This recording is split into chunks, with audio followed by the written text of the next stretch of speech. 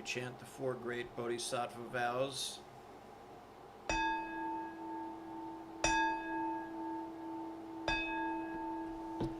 Sentient beings are numberless. We vow to help them all. Delusions are countless. We vow to see through them all. Opportunities to awaken are infinite. We vow to embrace them all. The Buddha way is endless. We vow to embody it.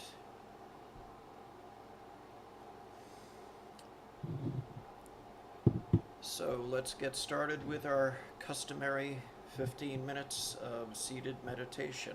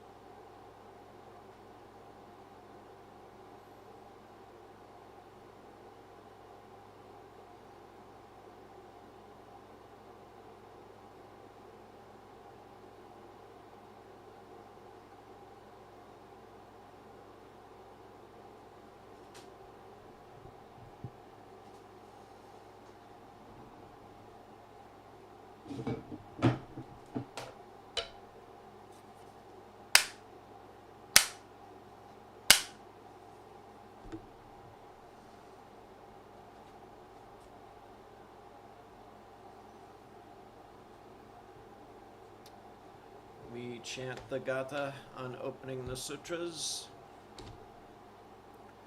This Dharma, incomparably profound and minutely subtle, is rarely encountered even in hundreds of thousands of millions of ages. Now we see it, hear it, hold and maintain it. May we completely realize the true mind of all Buddhas.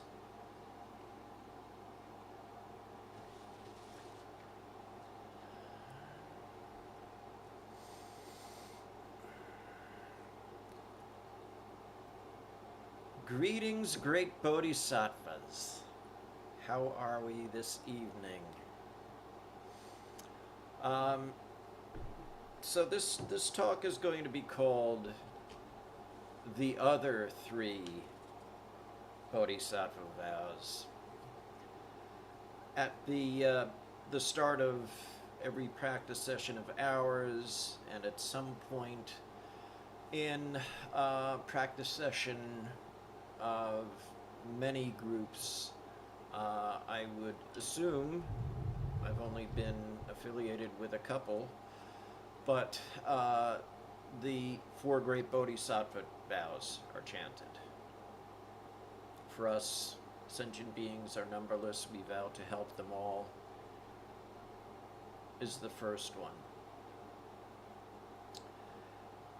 And like the Four Noble Truths or any number of other things,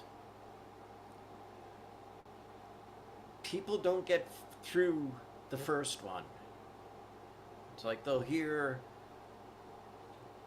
about dukkha and they'll say, oh, life is suffering, okay, done, got it, and then forget about the other three. And with the Bodhisattva vows, I think sometimes we get hung up on the sentient beings are numberless, we vow to save them all, because numberless and all are pretty big numbers, and they might strike us as sort of impossible if we really think about them in a conceptual and logical way, which of course is not the real way.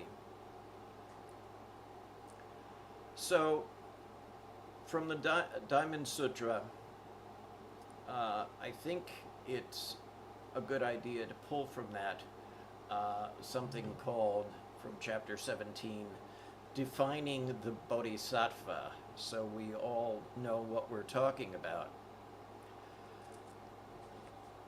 Then Subhuti addressed the Buddha, saying, "World-honored one, if good sons and daughters would like to arouse the aspiration for peerless perfect enlightenment, in what should they mentally abide, and how should they gain mastery over their thoughts?"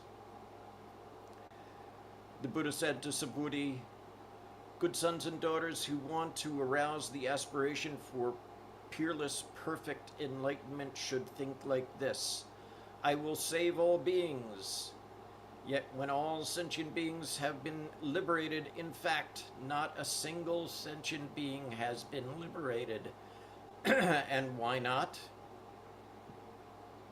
Subhuti, if a bodhisattva holds the notion of a self, the notion of a person, the notion of a sentient being, and the notion of a lifespan, then he is not a bodhisattva. Why? Subhuti, there is actually no such thing as peerless, perfect enlightenment. So we got that out of the way.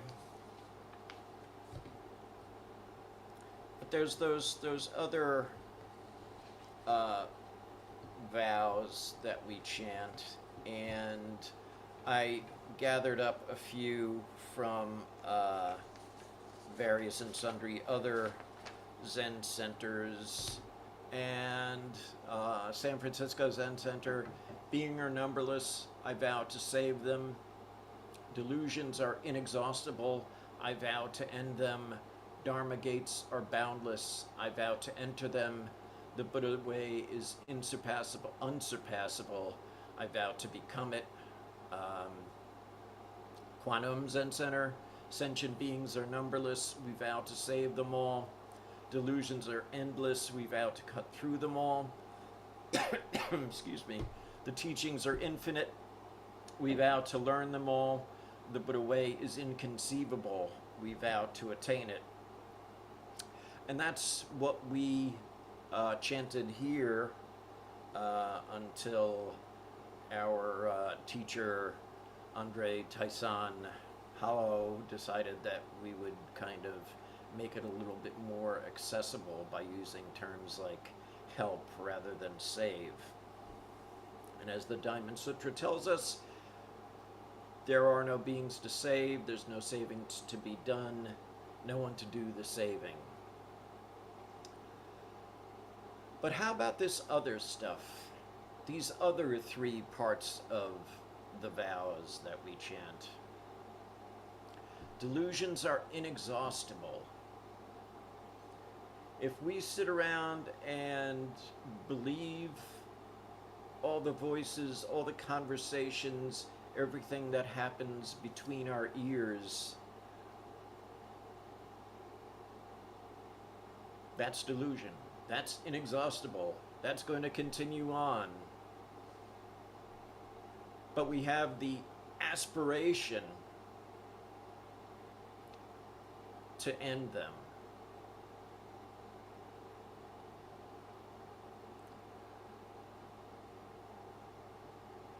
If we spend too much time on me, I, instead of us, then we're bound by those delusions. And the only liberation from those delusions that can be had is by our own thinking.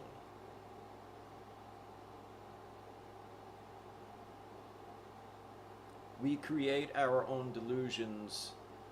We can end them. We can see through them all. We can cut through them all. There's nothing that says that we have to continue to believe them and act as if they're anything other than empty. Once we realize the teaching of emptiness, we can apply that to the delusions. We can apply it to who's having the delusions. What is this that's having these delusions? Regardless, as the Diamond Sutra would, I'll paraphrase what the Diamond Sutra approach would be. All delusions are no delusions, therefore we call them delusions. Dharma gates are boundless, I vow to enter them. Opportunities to awaken are infinite, we vow to embrace them all. The dharmas are boundless, I vow to master them. The teachings are infinite, we vow to learn them all. Once again, going back to the Diamond Sutra, let me see if I can find it here. It's about enlightenment. Okay, chapter 7, no attainment, no teaching.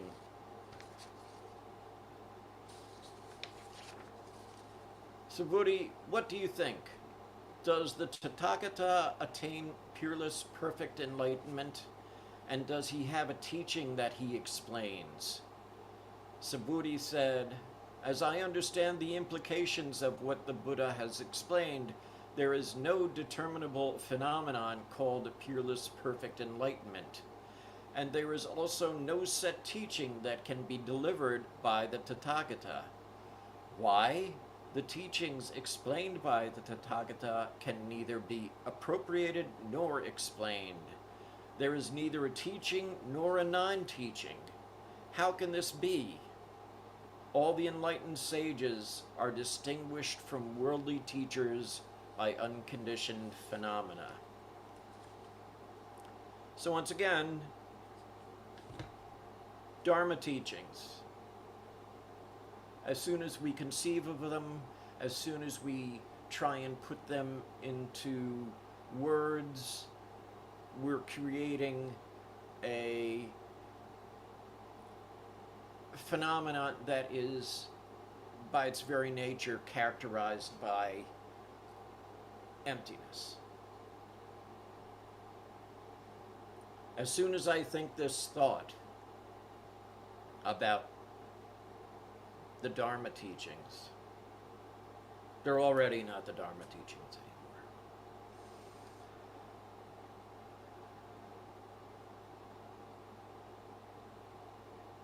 Our practice is one of intuitive understanding that's beyond words. We absorb the Dharma teachings. We go through those Dharma gates, those gateless Dharma gates, as has been known. The boundless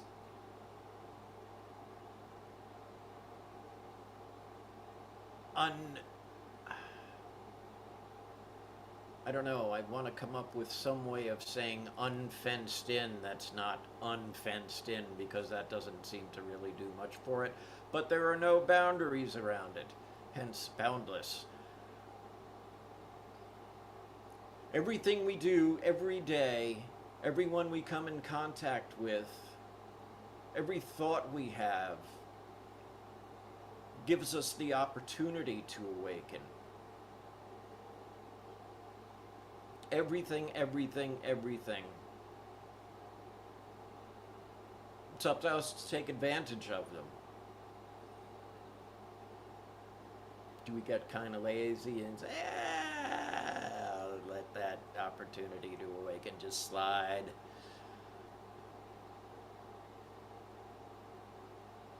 Do we approach all the other beings we come in contact with the Buddha mind? Do we really want to act as a Buddha when we're given the opportunity? Because that's what an opportunity to awaken is, right? It's the opportunity to be a Buddha. I've been known to say, if you want to be a Buddha, do what a Buddha does. We enter those Dharma gates. We take the opportunities as they're given to us, as we create them for ourselves sometimes. And the fourth one, they're all aspirational, right? The Buddha way is unsurpassable. I vow to become it. The Buddha way is unattainable. I vow to attain it. The Buddha way is inconceivable. We vow to attain it. The Buddha way is endless. We vow to embody it. That last one, of course, is ours from the Sangha here. And I think that really sums it up pretty well. The way of the Buddhas is infinite.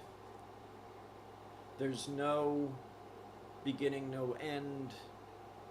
It's not characterized by a color, a sound, a smell, a taste. We have to integrate it into our hearts, into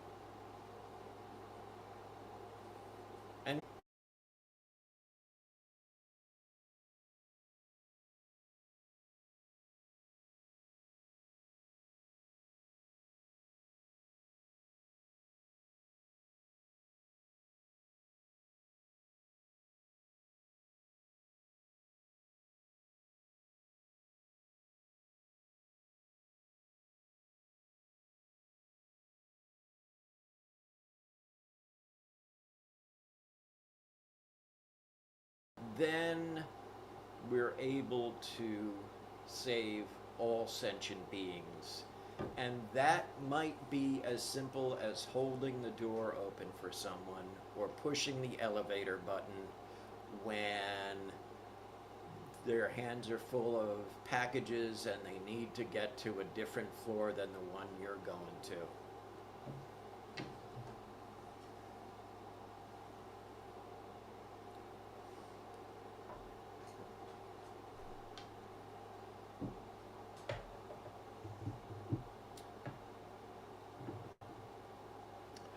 Okay, we will go back to our next 15-minute period of seated meditation.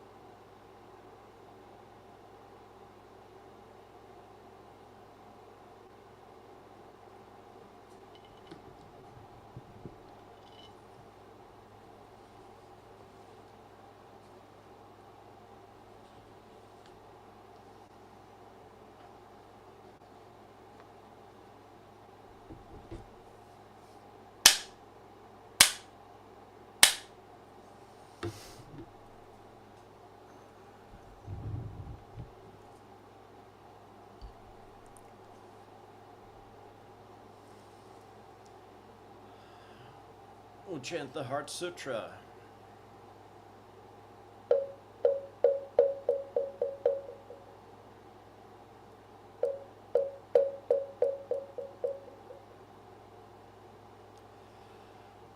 Mahaprajna Paramita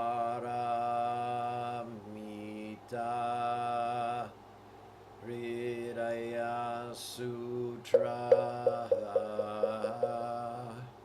Avalokiteshvara Bodhisattva when practicing deeply the Prajna Paramita perceives that all five skandhas are empty and is saved from all suffering and distress. Shariputra, form does not differ from emptiness. Emptiness does not differ from form. That which is form is emptiness. That which is emptiness, form. The same is true of feelings, perceptions, impulses, consciousness. Shariputra, all dharmas are marked with emptiness. They do not appear or disappear, are not tainted or pure, do not increase or decrease. Therefore in emptiness, no form, no feelings, perceptions, impulses, consciousness, no eyes, no ears, no nose, no tongue, no body, no mind, no color, no sound, no smell, no taste, no touch, no object of mind, no realm of eyes, and so forth until no realm of mind consciousness,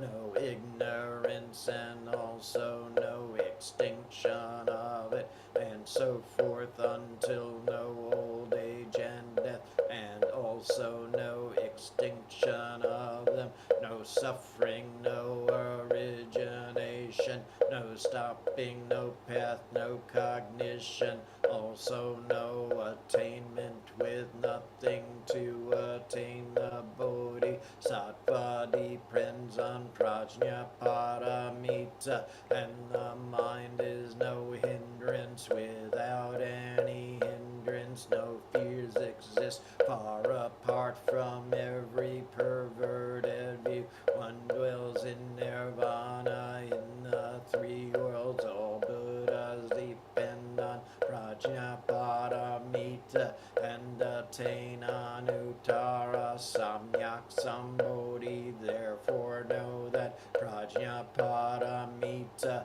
is the great transcendent mantra, is the great bright mantra, is the utmost mantra, is the supreme mantra, which is able to relieve all suffering and is true, not false. So proclaim the Prajna Paramita mantra. Proclaim the mantra which says Gate Gate Para Gate Parasangate Bodhisvaha. Gate Gate Para Gate Parasangate Bodhisvaha. Gate Gate Para Gate Parasangate Bodhisvaha.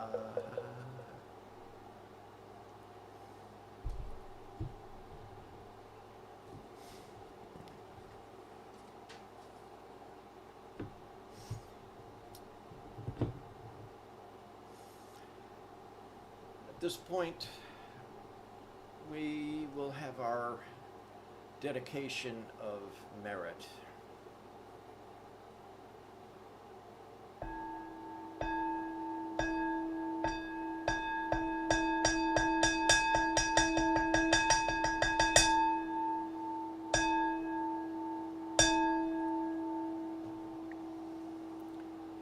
All sentient beings are one seamless body and pass quickly from birth to death.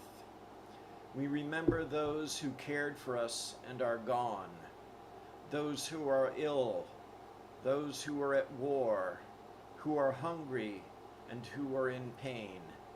May they heal and have peace. We especially dedicate our service to Laura Haas Knox, Robert Epstein, people of Sri Lanka, the people of Ukraine, the people of Yemen. Would anyone else like to add someone to dedicate merit? Quentin, Bailey and Daphne, Say again? Daphne, Any others? Bailey and Joanne Sheridan.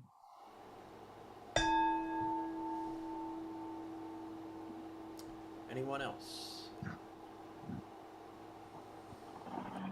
All beings in the 10 directions, subject to the greed, hatred, and delusions of themselves and others.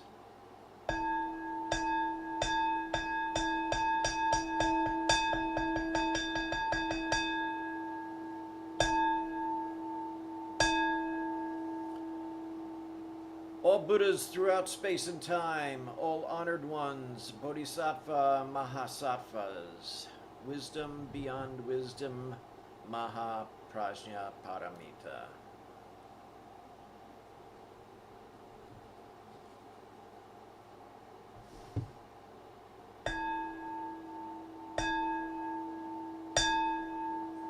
Life and death are of supreme importance. Time passes swiftly by and opportunities to awaken are easily lost. Strive to realize your true nature. Do not squander your time by night or day.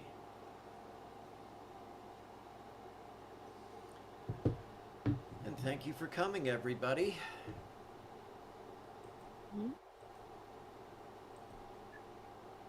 Unsan, good to see you back. And also, hopefully this means that you're all settled in now.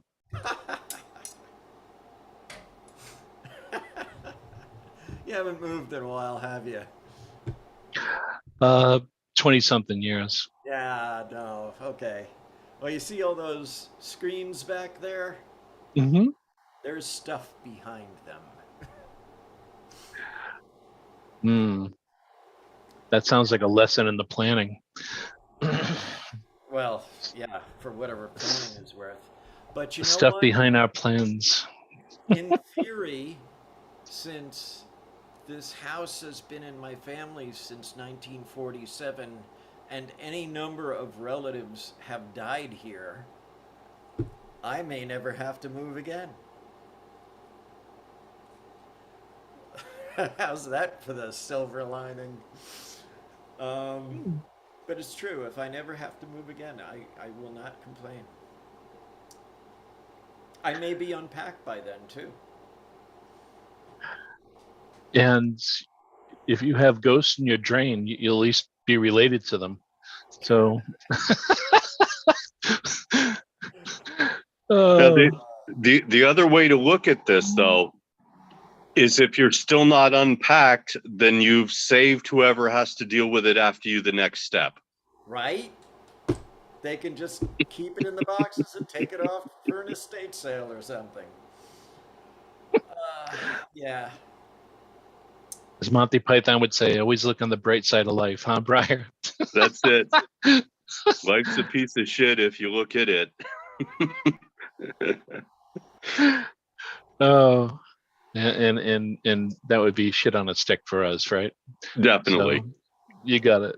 Well, Linda, how are you? Oh, we are fine. Thank you. So good to see you. Yeah.